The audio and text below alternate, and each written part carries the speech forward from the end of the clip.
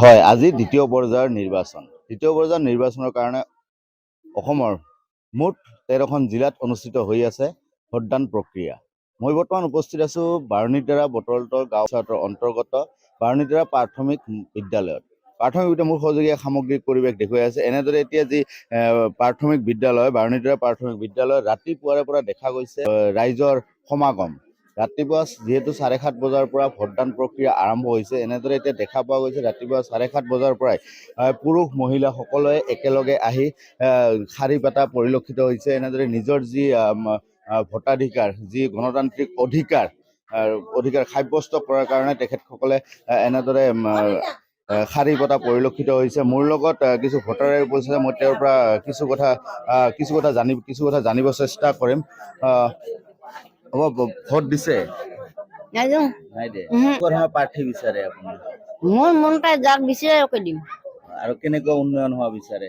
আছে উন্নতি হ'ব। নিশ্চয়। মোৰ লগত আৰু এগৰাকী ব্যক্তি আছে, মই তেওঁৰ পৰা কিছু কথা জানিব। দাদা, যিহেতু আজি ভোটদান প্ৰক্ৰিয়া আৰম্ভ হ'ব, ইতিমধ্যে আৰম্ভ হৈছে 7:30 বজাৰ পৰা, কেনেকুৱা ধৰণৰ প্ৰাৰ্থী বিচাৰে আপোনালোকে? চাওক, যোনে ৰাইজৰ হৈ কাম কৰিব বা ৰাইজৰ হকে কাম কৰিব, আমি তেনেকুৱা প্ৰাৰ্থী বিচাৰো একচুৱেলি, আৰু তেনেকুৱা পথে জিকিব বুলি আশা কৰিছো। যিহেতু পঞ্চায়তৰ যি গাঁওসমূহ আছে, কিছু উন্নয়ন হোৱা নাই কিন্তু এতিয়ালৈকে, আগন্তুক যোনে জিকিব বা আপোনালোকৰ পঞ্চায়তৰ পৰা আপোনাৰ গাঁৱৰ পৰা যোনে জিকিব, কেনেকুৱা ধৰণৰ আহ্বান থাকিব?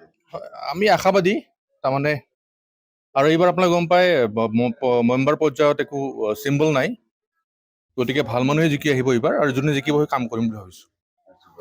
কেনেকুৱা ধৰণৰ প্ৰাৰ্থী বাৰু বিচাৰে আপুনি? ভাল কাম কৰিব। হয়, নিশ্চয়কৈ এনেদৰে ভোটাৰসকল আছে, নিজৰ মন পচন্দৰ প্ৰাৰ্থীক ভোট দিয়াৰ কাৰণে ৰাতিপুৱাৰে পৰা শাৰী পতা পৰিলক্ষিত হৈছে।